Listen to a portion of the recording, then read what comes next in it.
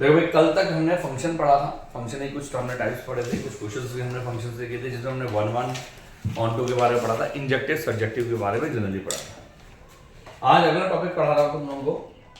एक बात समझ लेना बच्चों की फंक्शन का सीबीएसई बोर्ड का जो स्कूल लेवल है वो खत्म हो गया है। आईएससी बोर्ड का और एनडीए और आईटी का सिलेबस अभी थोड़ा सा बचा हुआ है, तो करा देखिए। आज पढ़ाने वाला हूं बच्चों कंपोजिशन, तो लिखिएगा ध्यान से कंपोजिशन क्या होता है। देखो, अगर मान लो तुम्हारे पास कोई ए सेट, ठीक है। अब ए सेट ने मान लीजिए किसी बी सेट के साथ रिलेट करना है, ठीक है। अगर ए सेट ने बी सेट के साथ क्या करना है, रिलेट करना है। मान लीजिए फॉर एग्जांपल, अगर सपोज ये ए सेट है और इसका रिलेशन बी सेट के साथ है, और वो इन दोनों के बीच में एक तरह से फंक्शन बन रहा है एफ। तो मान लीजिए इसके एलिमेंट को हम x बोलते हैं और इसके एलिमेंट को y बोलते हैं, तो y is a function of x हो जाएगा, तो y को क्या लिख दिया जाएगा, fx। कुछ ऐसे समझ लो कि मैं अपने फादर से रिलेट हूं, मेरे फादर मेरे ग्रैंडफादर से रिलेट हैं, तो मैं इनडायरेक्टली अपने ग्रैंडफादर से भी रिलेट हूं। हाँ सर, ये x बिलोंग कर रहा है कि x एलिमेंट है? x एलिमेंट है सेट A का, बिलोंग कर रहा था, बिलोंग कर, और y एलिमेंट है सेट B का। तो मान ले y is a function of x, तो हम क्या बोलते हैं, इसका हर एक एलिमेंट जो है इससे रिलेट कर रहा है, उसको मैं एलिमेंट बोला, तो y is a function of x। अब होता क्या है कि अगर मान लो यहां पर एक c एलिमेंट आ जाता है, c सेट आ जाता है, अब जो b से c की तरफ फंक्शन चल रहा है वो भी एक g फंक्शन के थ्रू चल रहा है। जैसे मैंने आपको एग्जांपल दिया, फॉर एग्जांपल मैं अपने फादर से रिलेट हूं, रिलेशन क्या बना, फादर, ठीक है। मेरे फादर जो है मेरी सिस्टर से रिलेटेड है, रिलेशन क्या बना, डॉटर, तो मैं भी अपनी सिस्टर से रिलेटेड हूं, गॉट इट नॉट। तो आप कुछ ऐसा समझिए कि यहां पर दो तरह के फंक्शन बन रहे हैं। एक y ने x के साथ रिलेट किया, या x ने y के साथ रिलेट किया एक f फंक्शन के थ्रू, तो यहां पर y बराबर fx हो गया। और y ने किसी z के साथ रिलेट किया g फंक्शन के थ्रू, तो सोचो z बराबर क्या हो जाएगा, gy हो जाएगा, एम आई राइट? Yes sir. और जब मैं y की वैल्यू पुट करूंगा तो ये g fx होगा, नहीं होगा? Yes sir. तो ये जो g fx तुम्हारे पास आया, यही फंक्शन आपका कंपोजिशन कहलाता है a से c की तरफ। यानी कि अगर हम बात करते हैं a to c, तो a to c को ही हम जनरली क्या बोलते हैं बच्चों, ये एरो भूलना मत, तो a to c को ही हम लोग कंपोजिशन बोल रहे हैं, और इस कंपोजिशन का नाम होता है गॉफ।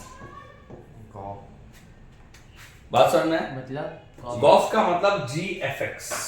अच्छा, ये जो कंपोजिशन हो रही है ना a to c, मतलब अब तुम सोचो, थोड़ा दिमाग लगा करके, a ने b के साथ रिलेट किया f फंक्शन के थ्रू, यस सर।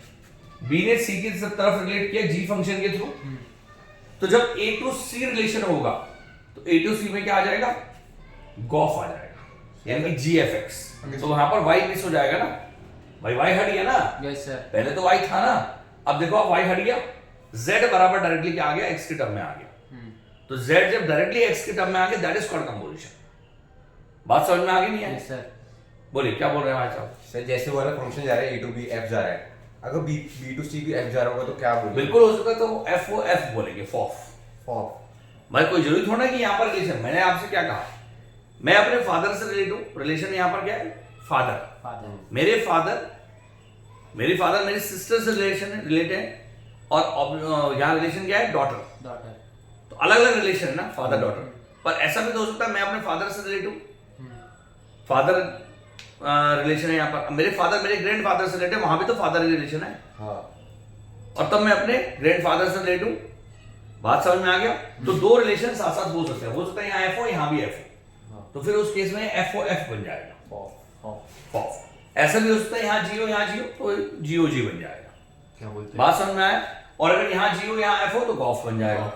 तो मतलब कंफ्यूज होने की जरूरत नहीं है, बड़ा सिंपल से कंपोजिशन है। Yes sir. ठीक है ना? एग्जाम्पल समझ में आ गया नहीं है? और गॉफ को जनरली हम कैसे लिखते हैं बताओ? गॉफ का मतलब यहाँ पर होता है गॉफ एक्स से। गॉफ का मतलब क्या होता है बच्चों? गॉफ एक्स, ठीक है ना, क्योंकि एक्स तो डोमेन था स्टार्टिंग, तो इसको लिखा जाता है जी एफ एक्स। भेजिए में घुस गया? Yes sir. इसको क्या लिखते हैं हम लोग? जी एफ एक्स। ठीक है, ये है कंपोजिशन आपके पास। अब सुनिएगा ध्यान से, एग्जांपल दे रहा हूं। जैसे सपोज अगर मैं आपसे कहूं कि यार फाइंड GOF FOG, मैं बार बार आपको बोल रहा हूं ये आपका या तो आईसी के सिलेबस में है 12th ICSE, या आपके पास ये जो सिलेबस में एनडी के है या जेई के है, सीबीएसई के सिलेबस से फिलहाल ये हट गया है। ठीक है, इधर देखो हमें क्या निकालना है, GOF निकालना है, FOG निकालना है, GOG निकालना है और FOF निकालना है। इफ कंडीशन दे रहा हूं जब आपके पास fx की वैल्यू मान लें mod x हो जाए एंड gx की वैल्यू तुम्हारे पास जो हो जाए वो sin स्क्वायर x हो जाए, कोई भी एक एग्जांपल। ठीक है, अब आप सोचो थोड़ा दिमाग लगा के, बड़ा सिंपल सा लॉजिक है। अगर मुझे सपोज गॉफ निकालना है तो GOF निकालना है तो इसको लिखा जाता है GOF और यहां पर x अंडरस्टूड होता है। Yes sir. तो यानी कि हमें निकालना है GFX। ठीक है, अब GFX का मतलब G ऐसी रहा, FX की वैल्यू होती है, FX कितना है mod x। mod x, तो मैंने क्या किया यहाँ पर mod x रखा। अब अगर मान ले G mod x आ गया तो समझ ध्यान से GX कौन सा है, sin स्क्वायर x। तो अगर sin स्क्वायर है यहाँ पर mod x है तो ये कितना आ गया, sin स्क्वायर mod x आ गया। गॉट इट और नॉट? Yes sir. और ये जो समझ में आया है तो ये आपका गॉफ बन गया। तो गॉफ बराबर तुम्हारे पास सिंपल आ गया sin स्क्वायर mod x। जी अब ऐसा भी हो सकता है, सुनो, अगर मान ले मैं FOG बोलूं तो FOG का मतलब क्या हुआ, FOG और यहां पर x अंडरस्टूड हो गया। Yes sir. यानी कि FGX हो गया, F ऐसी रहा, GX का मतलब sin स्क्वायर x हो गया। अब FX कितना था, mod x था, आपने x के बदले क्या रिप्लेस कर दिया, sin स्क्वायर x, तो साहब mod sin स्क्वायर x हो गया। बोलो ठीक है यहाँ पे? Yes sir.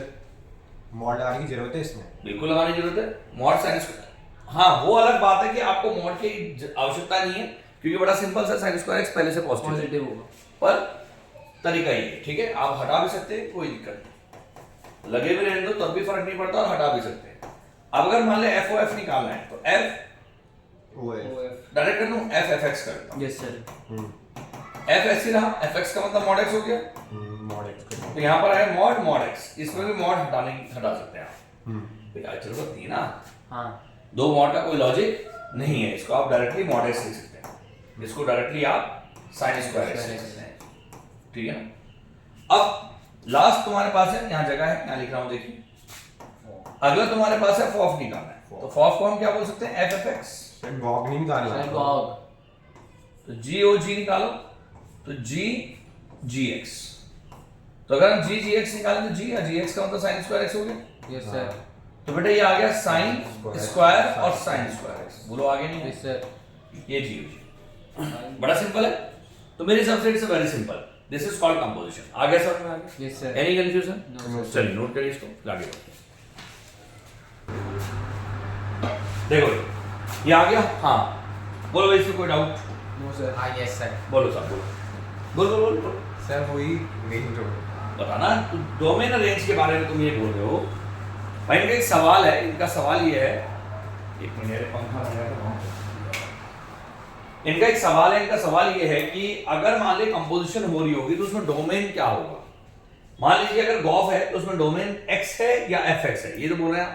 हाँ। तो मेरा प्रश्न सिंपल है, देखो अगर मान ले मैं तुझे कहूं कि sin या mod sin x है, हाँ ये fx है, क्योंकि वो जो गॉफ है ना, जो कंपोजिशन हो रही है, वो भी तो कोई नया फंक्शन ही बन रहा है।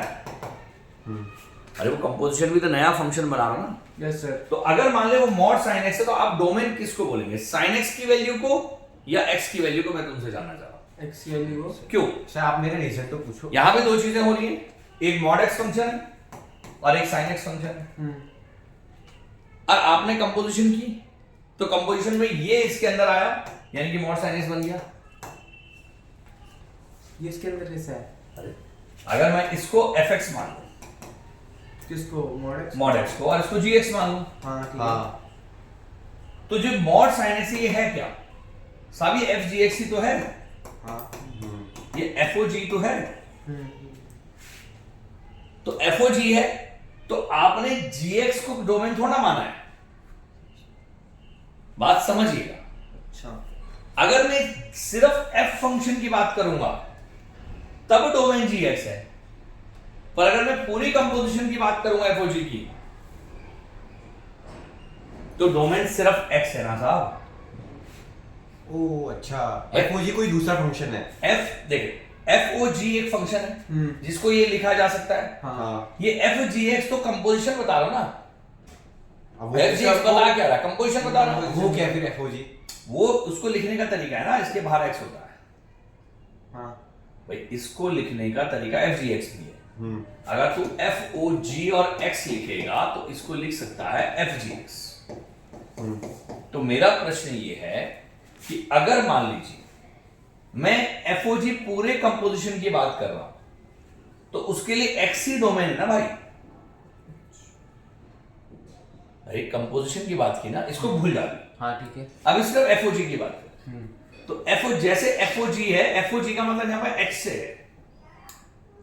एफओजी का मतलब यहां पर क्या एक्स है, ठीक है। तो उसके लिए डोमेन तो एक्स ही हो गया। अगर इसके बाहर एक्स है और इसके बाहर एक्स है तो डोमेन तो एक्स ही है ना, एक्स ही हो गया। हाँ ठीक है, मतलब एफओजी एक नया नया फंक्शन है। पर अगर मान ले मैं एफजीएक्स करूं तो एफजीएक्स को दो तरीके से सोचा जा सकता है, या तो एफओजी और बाहर एक्स, या मैं इस पूरे जीएक्स को अल्फा समझ लूं और एफ अल्फा। तो यहां मैं कंपोजिशन की बात ही नहीं करूंगा ना। बात समझो, अगर कोई भी एक फंक्शन होता है एफ एक्स, मैंने कहा एक एफ एक्स है, उसकी वैल्यू है x Q minus 3, got it और नॉट? Yes sir. तो एफ एक्स अगर कोई फंक्शन है तो हो सकता है कंपोजिशन के बाद आया हो, हाँ हो सकता है। पर डोमेन तो आपने एक्स को माना ना, क्योंकि जब मैं पूरी कंपोजिशन को कंबाइंड लेके चलूंगा तो डोमेन एक्स ही होगा ना भाई। जब मैं पूरी कंपोजिशन को कंबाइंड वे में सोचूंगा तो डोमेन एक्स है। पर अगर मैंने उसको कंबाइंड वे में नहीं सोचा, मैंने सिर्फ बोला z बराबर जी वाई, समझ में आया? जैसे y बराबर एफ एक्स होता है यस सर। वैसे मैंने क्या बोला, Z z बराबर जी वाई। तो साहब मेरे पास फिर अगर मैं इन्हीं दोनों में रिलेट करूंगा, कंपोजिशन की बात ही नहीं करूंगा, मतलब x को मैं यहां लाऊंगा ही नहीं, तो साहब y की वैल्यू तो डोमेन है फिर। जैसे y बराबर एफ एक्स, एक्स की वैल्यू डोमेन होती है, हो सकता है x किसी और सी जगह से आया हो। तो बात समझिए कि डोमेन का मतलब, कंपोजिशन में डोमेन का मतलब the value of x, got it? और the value of composition fog of जो भी हम निकाल रहे हैं उसको हम क्या बोलेंगे, the value of the range. बात समझ में आ गई? हाँ बोलो।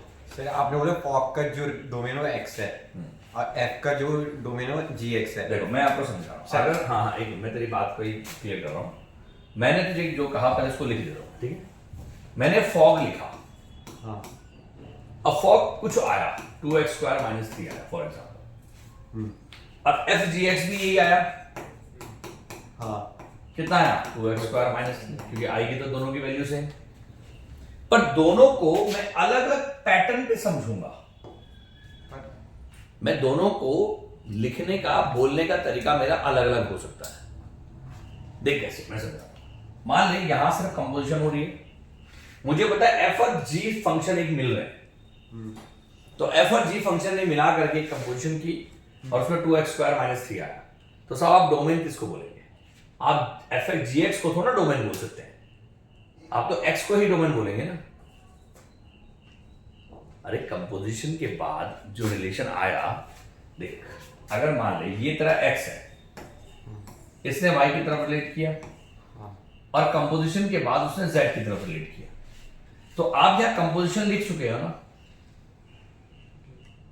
आप तो z इज इक्वल टू क्या लिख सकते हैं भाई, z को आपने क्या लिखा, जी एफ एक्स, ये लिख चुके हैं ना।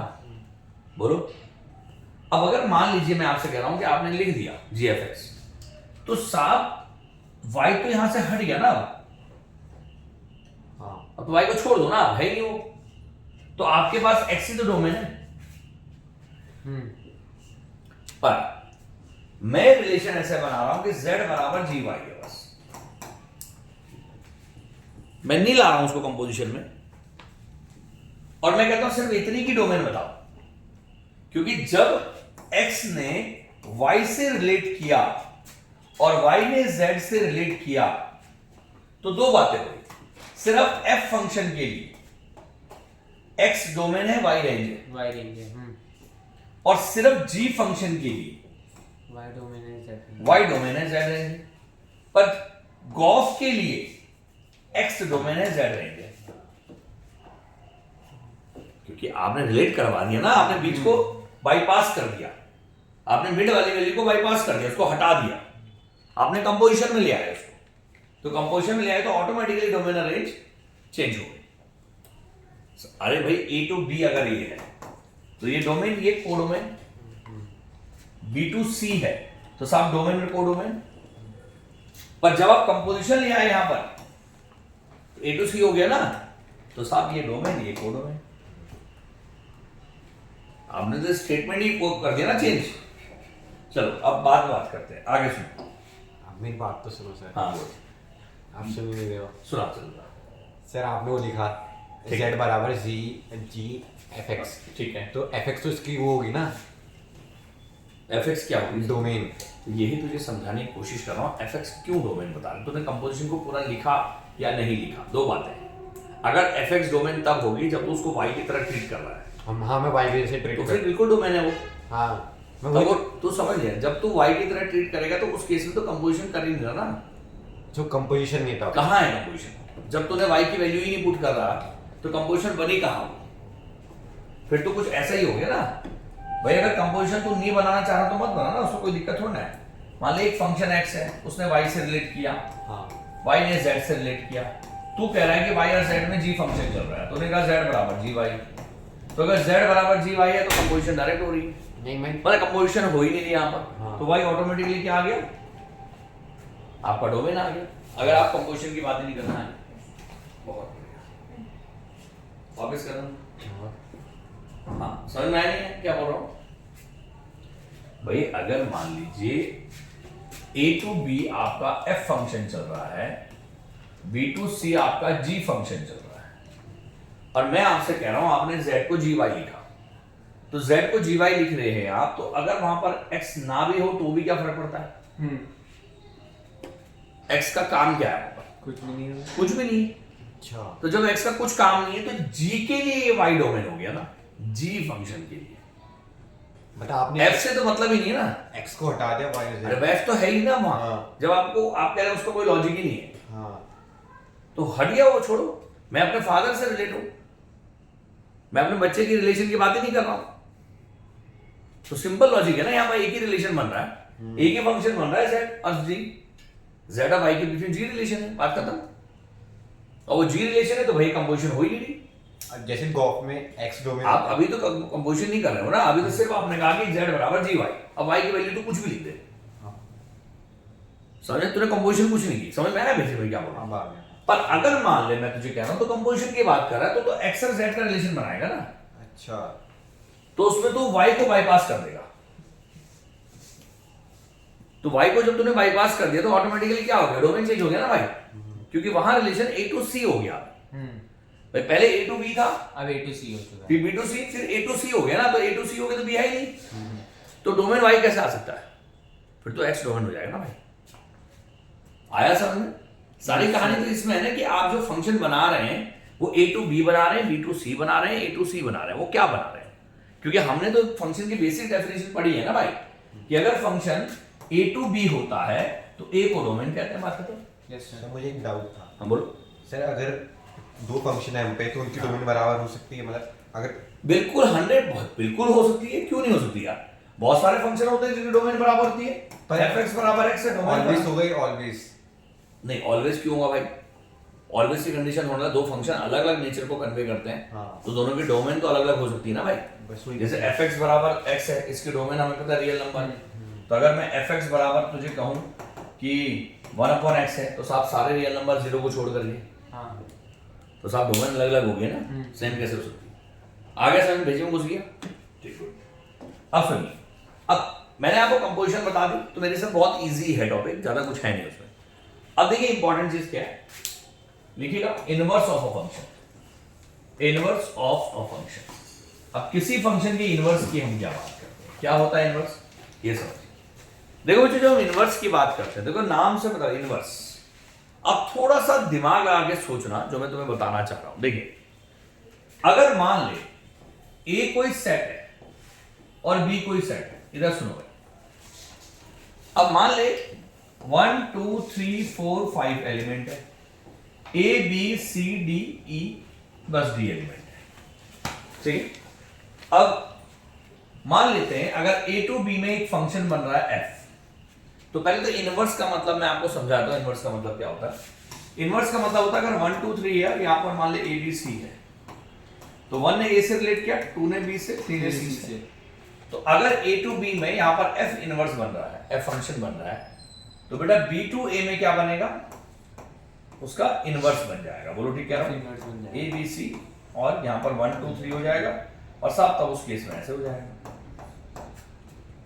तो इसको एफ बोलेंगे, तो इसको क्या बोलेंगे? एफ का इनवर्स बोलेंगे, इसी को इनवर्स कहते हैं। तो इनवर्स में कुछ नहीं होता ज्यादा। इनवर्स में क्या होता है, अगर वो ए टू बी चल रहा है तो बी टू ए चल जाएगा, just like inverse of relation. आगे सुन, ठीक। अब मान लेते हैं मैंने तुझे कहा कि ए टू बी कोई फंक्शन चल रहा है। अब मान ले ये फंक्शन जो है, इसने इससे रिलेट किया, इसने इससे रिलेट किया, इसने इससे रिलेट किया, इसने इससे रिलेट किया, इसने इससे, तो हर चीज फंक्शन है क्या? फंक्शन तो है, फंक्शन तो है। हर बच्चा स्कूल गया और एक बच्चा सिर्फ एक स्कूल में गया। Already I have told you. Yes sir. तो फंक्शन तो है ही। अब ये फंक्शन तो है, पर जब मैंने इसको इनवर्स किया, एक बात याद रखना, किसी भी फंक्शन का इनवर्स अपने आप में फंक्शन होता है। किसी भी फंक्शन का जो इनवर्स होता है वो भी फंक्शन होना चाहिए, यानी कि वो फंक्शन की प्रॉपर्टी को कन्वे करे। समझ में आ रहा है ना? Yes sir. किसी भी फंक्शन को इनवर्स किया तो वो अपने आप में फंक्शन होना चाहिए। जैसे sin x एक फंक्शन है, तो sin इनवर्स x भी क्या है? एक फंक्शन होना चाहिए, तभी उसका इनवर्स पॉसिबल है। जैसे x फंक्शन है, तो 1/x भी क्या है? एक फंक्शन है। बात समझ में आ गई? Yes sir. क्लियर है यहाँ तक? अब मैंने तुझे क्या कहा, इधर सुन। मैंने कहा ये फंक्शन, तो फंक्शन तो है ही।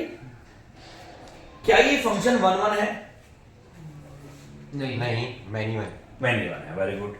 अब मैंने जब इसको इन्वर्स किया तो यहां बी आ गया, यहाँ ए आ गया, तो यहां पर ए बी सी डी आ गया। Yes sir. और यहां पर आ गया 1 2 3 4 5। तो मैंने जब एरो डायग्राम को कन्वे किया तो मैंने कहा 1 ए से, 1 ए 2 से, और बी 4 से, और सी जो है वो 3 से, और डी जो है 5 से आ रहा है। तो क्या इस वक्त ये फंक्शन है? No sir. क्यों नहीं है? क्योंकि ए 2 से रिलेट हो गया। मतलब क्या हुआ कि किसी भी फंक्शन को इनवर्स होने के लिए 1 1 होना अनिवार्य है पहले तो। ऑन टू भी होने चाहिए। अभी गुजर गया, आ गया समझ में? आ गया? Yes sir. इंतजार कर लिया थोड़ा सा। आ गया समझ में? अब सोचिए कि अगर मान लीजिए ये ए फंक्शन है और ये बी फंक्शन है, यहाँ पर 1 2 3 है, यहाँ पर मान ले ए बी सी डी है, ये से रिलेट किया, ये से रिलेट किया, ये से रिलेट किया, 1 1 तो है ही। पर अगर मैं इसका इन्वर्स करूं तो यहाँ बी आएगा, यहाँ ए आएगा। Yes sir. तो यहाँ ए बी सी डी आ गया, और यहाँ पर 1 2 3 आ गया। ए ने 2 से रिलेट किया, बी ने 1 से रिलेट किया, 3 ने सी से, सी ने 3 से, बी रह गया। क्या ये फंक्शन है? No sir. भाई ए टू बी फंक्शन तब होता है जब एक तो ए का हर एक एलिमेंट रिलेट करे और एक एलिमेंट सिर्फ एक के साथ रिलेट करे। यहाँ हर एक रिलेट करेगा, यानी कि किसी भी फंक्शन के इनवर्स होने के लिए दो बातें अनिवार्य है। एक तो 1 1 होना चाहिए और दूसरा वो ऑन टू होना चाहिए। तो for the inverse of a function the function should be bijective. Function क्या होना चाहिए? बाइजेक्टिव। बात समझ में आ गई? Yes sir.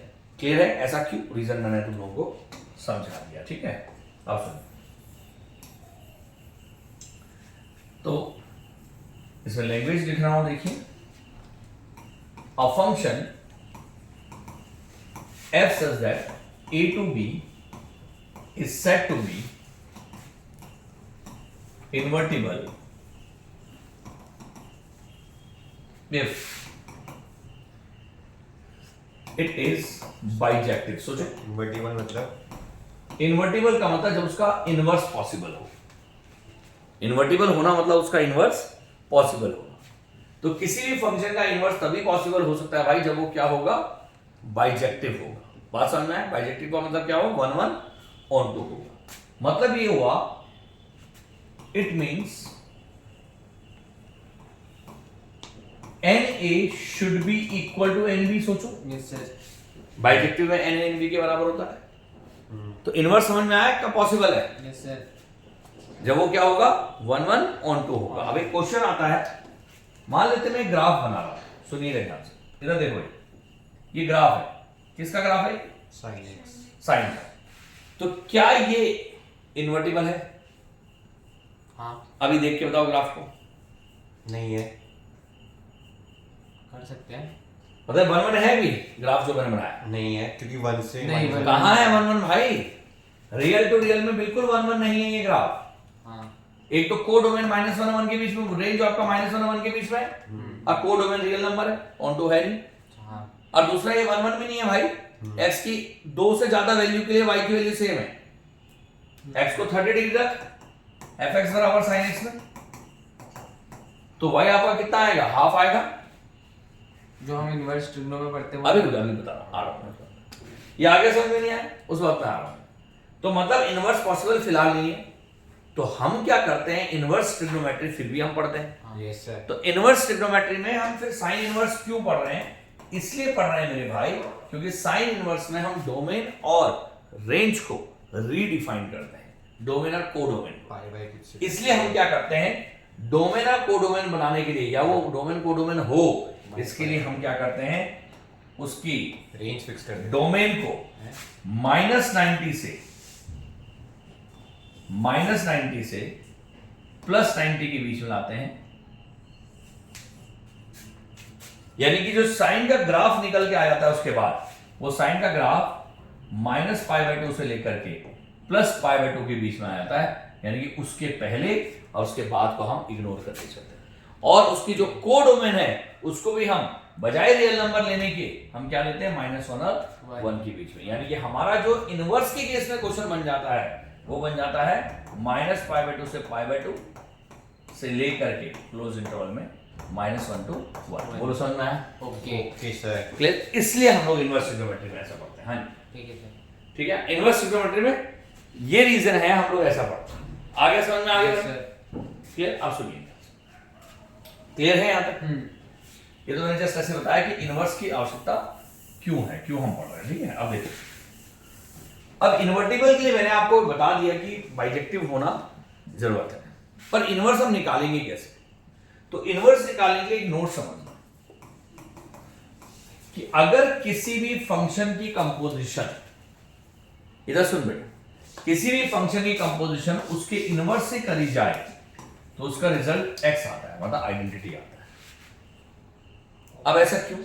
इसको हम प्रूफ भी कर सकते हैं, पर अभी फिलहाल प्रूविंग नहीं कर रहा हूं, अभी मैं आपको डायरेक्टली बता रहा हूं। देखिए, बड़ा सिंपल सा लॉजिक है, मुझे लगता है इसमें ज्यादा कुछ बताने की आवश्यकता नहीं है। सोचो अगर मान लीजिए ये ए सेट है, इस ए सेट ने रिलेट किया इस बी सेट से, और बी ने रिलेट किया सी सेट से। Yes sir.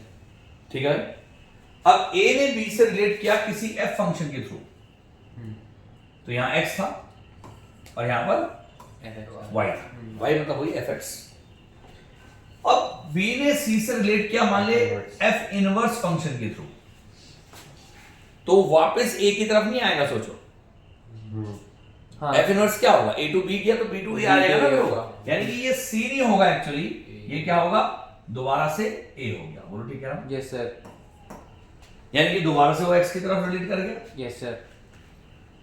भेजे में घुस रहा है एक बार रिपीट कर दो भाई, एक्स ने वाई से रिलेट किया एफ फंक्शन के थ्रू, और जब उसके इनवर्स के थ्रू रिलेशन होगा तो क्या होगा, वो वापस एक्स की तरफ नहीं जाएगा। अच्छा ए टू बी गया तो बी टू ए आ जाएगा ना वापस, सर। बी टू ए में जो एक्स है वो रेंज हो जाएगी, वो फिर से आपका एक्स की तरफ आ गया। सुनो पहले, तो एक्स की तरफ आ गया तो इसका मतलब जब कंपोजिशन की हम बात करते हैं F O F inverse, fog बना ना, एक ऑफ बना, तो आपके पास वो डायरेक्टली किस कहां पहुंच जाता है, एक्स की तरफ पहुंच जाता है।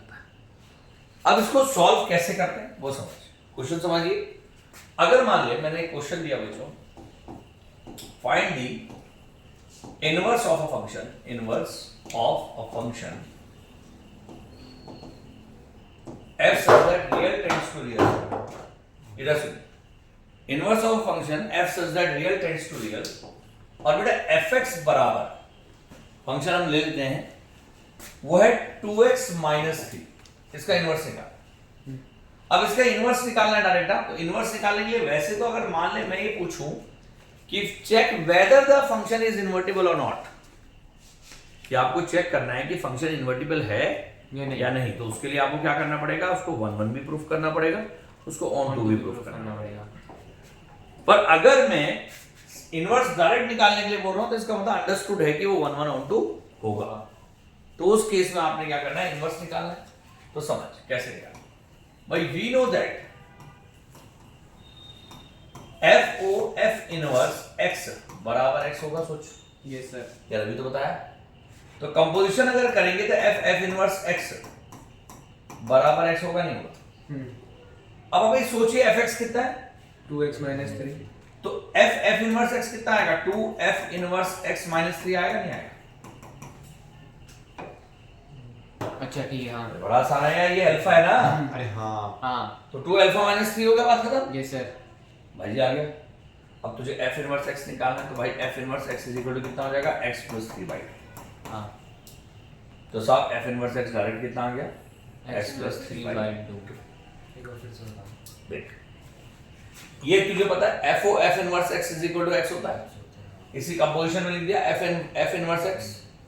अब तू सोच अगर fx तेरे पास ये है, अगर मैं x के बदले अल्फा रखूंगा तो यहाँ क्या हो जाएगा, 2 अल्फा माइनस 3 हो जाएगा। अब अल्फा के बदले यहाँ क्या हो गया, f इनवर्स x। तो साहब 2 f इनवर्स x माइनस 3 हो गई, नहीं है? तो साहब f इनवर्स x की वैल्यू आ गई x प्लस 3/2। एनी कंफ्यूजन है? No sir. बहुत सिंपल सी बात है। Yes sir. अभी एक दो क्वेश्चन और कराता हूं तो और थोड़ा क्लियर समझ में आएगा, नोट करिए इसको। देखो भाई, अब अगले क्वेश्चन में आते हैं हम लोग, देखिएगा। इनवर्स सर्विस फिर बोल रहा हूँ स्कूल लेवल पे नहीं है इंपॉर्टेंट, तो अगर आप स्कूल में नहीं भी पढ़ेंगे तो भी चलेगा। देखिए कंपटीशन में ही आएगा। क्वेश्चन ये है, कंसिडर एफ सच दैट, भाई consider f such that real positive tends to -5 to infinity, given by -5 to infinity, given by fx is equal to 9x square, fx is equal to 9x square plus 6x minus 5 plus 6x minus 5, show that fx is invertible and find f inverse x। भाई पहले तो हमें proof करना है कि fx क्या हो, invertible हो, और उसके बाद हमें f इनवर्स x निकालना है। अगर वो इन्वर्टिबल हुआ तो ठीक है, वैसे शो दैट करना तो होगा ही होगा। अब सुनिए ध्यान से कैसे करेंगे, बहुत सिंपल सा प्रश्न है। ट्राई करेंगे। पहले इंजेक्टिविटी हमने करनी है, ये ऑलरेडी हमने पढ़ चुके हैं पहले भी, तो मैं ज्यादा टाइम लगाऊंगा नहीं। इंजेक्टिविटी के लिए क्या करते हैं भाई हम लोग, बताओ? ट्राई करोगे पहले? चलो 2 मिनट का टाइम दे रहा हूँ, 2-4 मिनट का ट्राई करिए। देखो भैया, अगर हम इंजेक्टिविटी की बात करें तो 2 मिनट कर लिया ट्राई, देख लेते हैं। Let x1 x2 be two arbitrary elements, तो आर्बिट्री एलिमेंट्स हैं, एलिमेंट्स इनवर्ट, डोमेन कितना है, r पॉजिटिव। r पॉजिटिव में हमने, अच्छा r पॉजिटिव का मतलब ये होता है जीरो भी इसमें इंक्लूड होगा, ठीक है। r पॉजिटिव का मतलब हुआ जीरो इंक्लूडिंग जीरो से लेकर इंफिनिटी, ठीक है, कंफ्यूज मत होना यहाँ पर। इस केस में हमने क्या किया, fx1 को उठा करके fx2 के बराबर कर दिया, यही करते हैं हम लोग। Yes sir. तो यानी कि 9x1 स्क्वायर प्लस का 6x1 minus 5 is equal to 9x2 square और प्लस का 6x2 और माइनस 5। बोलो ठीक है यहाँ पे? अब आप सोचो दिमाग लगा करके, 5 से 5 कैंसिल हो गया भाई। अब कुछ बच्चे बड़े तेज होते हैं, वो क्या करते हैं, इधर कैंसिल करना शुरू कर देते हैं। पहले आप सबको इज इक्वल टू के एक तरफ लाएंगे। हाँ ठीक वही है। 9 कॉमन लिया, x1 square minus x2 square आया, ठीक है। अब प्लस का 6 कॉमन लिया, x1 माइनस x2 आया। बोलो ठीक है, बराबर 0। भाई 9 कॉमन तो है, x1 माइनस x2, और यहाँ पर x1 प्लस x2 आएगा, बता कैसे? ये करा। प्लस का 6 times of x1 minus x2 yes sir. बराबर 0। भाई पूरे में से x1 माइनस x2 कॉमन ले लो, हाँ क्या बचेगा, 9 x1 प्लस x2 अब प्लस 6, ओके। ये आएगा।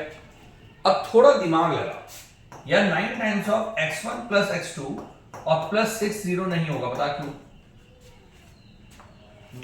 क्या? और क्यों?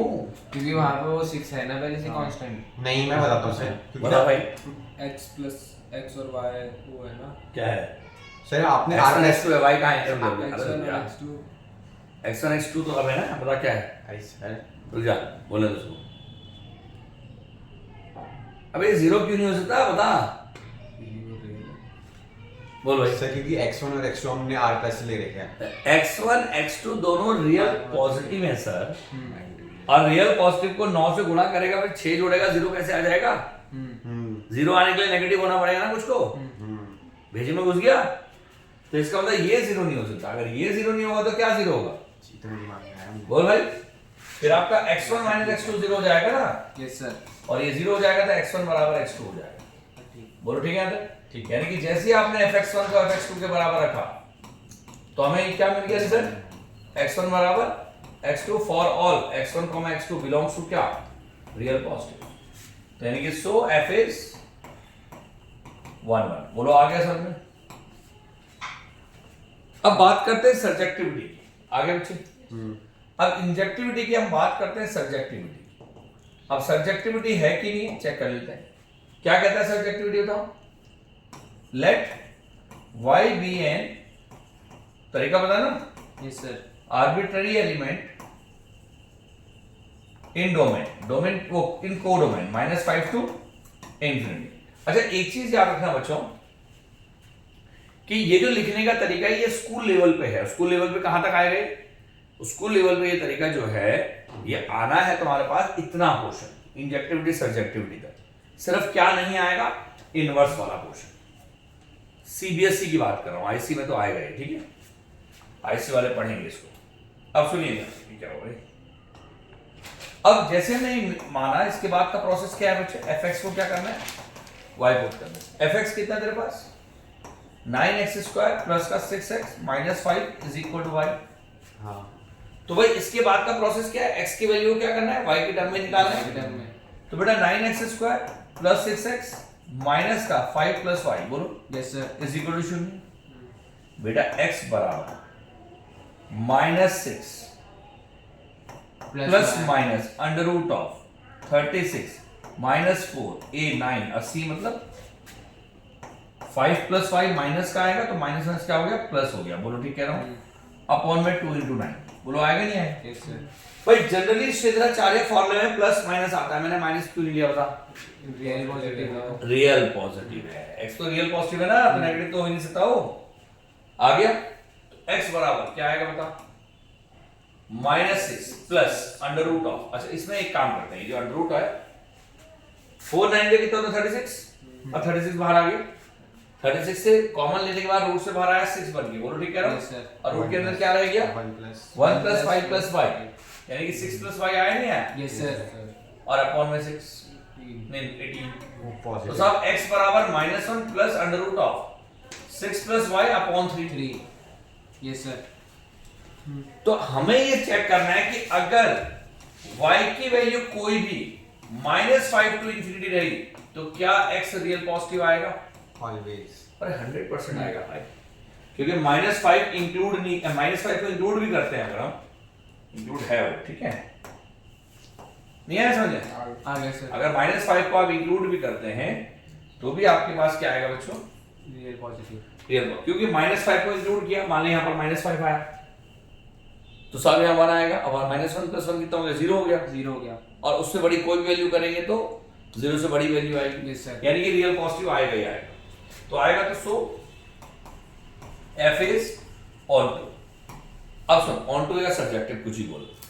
अब समझिए ध्यान से कि इतना तो आपका बोर्ड के लिए हो गया। कंपटीशन में आप डायरेक्टली अगर इनवर्स निकालने के लिए बोले तो जो आपके पास सब्जेक्टिव की वैल्यू निकलती है ना, वो इनवर्स है, क्योंकि एक्चुअली x की वैल्यू जो y की टर्म में निकल रही है हो तो वही रहा है। हाँ। सोचो इनवर्स वही आएगा। पर अगर ये स्कूल लेवल पे करना पड़े, खासकर आईसी वाले बच्चों को, तो अगर वो डायरेक्टली इसको इनवर्स लिखेंगे तो मामला गड़बड़ हो जाएगा, क्योंकि ये तो ऑन टू है ना। ऐसा भी तो हो सकता फंक्शन ऑन टू हो 1 1 ना हो, पर अगर तुम इसी को इनवर्स मान लोगे तो हमेशा इनवर्स हो जाएगा, विच इज नॉट पॉसिबल। फिलहाल मैं तरीका आपको बता देता हूं। इनवर्स के लिए क्या करना है? फॉर इनवर्स वैसे क्या उतनी जरूरत नहीं है, कंपटीशन में, क्योंकि आपको डायरेक्ट दिख रहा है। आप डायरेक्टली इनवर्स क्या करेंगे, f इनवर्स x कितना हो जाएगा, -1 plus under of 6 plus x upon 3 direct. पर अगर स्कूल लेवल पे पढ़ना है तो हमें क्या करना पड़ेगा इनवर्स के लिए, देखिएगा, वी नो दैट, भाई अभी बताया f inverse x is equal to x, बोलो ठीक है ना, Yes, sir. यानी कि f inverse x is equal to x। साहब fx कितना है तेरे पास, 9x square plus 6 x के बदले क्या रख दिया, f inverse x. क्या हो जाएगा 9f इनवर्स x का whole square plus 6f inverse x और -5 is equal to 0। Yes, sir. तो मुझे क्यों लग रहा है कि ये बिल्कुल डिट्टो सेम है, देख, नहीं इज इक्वल टू x, 0 नहीं, is equal to x. x आ जाएगा ना, नहीं -5 is equal to x, -5 is equal to x, बोलो ठीक है ना। Yes, sir. तो अगर मैं इस -5 को लेफ्ट में लाऊंगा तो 9f इनवर्स x का होल स्क्वायर और बेटा प्लस का 6f इनवर्स x माइनस का बेटा 5 प्लस x, बोलो ठीक कह रहा हूं, इज इक्वल टू 0। तो भैया f इनवर्स x में क्वाड्रेटिक बन गई ना। Yes, sir. तो साहब अगर क्वाड्रेटिक को मैं डायरेक्टली सॉल्व करूं तो कितना आएगा, ये तो आएगा, अरे वही तो सीधा चार लगाया, क्या आएगा -1 plus under root of 6 plus x upon 3, बोलो आएगा नहीं, यही तो क्वाड्रेटिक सॉल्व होगी बिल्कुल सिमिलर तरीके से, अरे सेम तरीके से क्वाड्रेटिक सॉल्व होगी ना f इनवर्स x के टर्म Yes, में। sir. तो साहब f इनवर्स x की वैल्यू डायरेक्टली यार, गॉट इट और नॉट, आगे समझ में, आई हैव अ डाउट। बोलो बोलो। सर आपने बोला ना वो ऊपर, बिल्कुल ऊपर, हाँ कैमरा बंद कर दो सर। ये हाँ ये, तो यहाँ पे सर जो 6 प्लस y की वैल्यू तो हमेशा 0 से बड़ी होनी चाहिए, फिर 0 की इक्वल होनी चाहिए, हाँ ठीक है, तो वहाँ पे -5 से इंफिनिटी कैसे आ गया?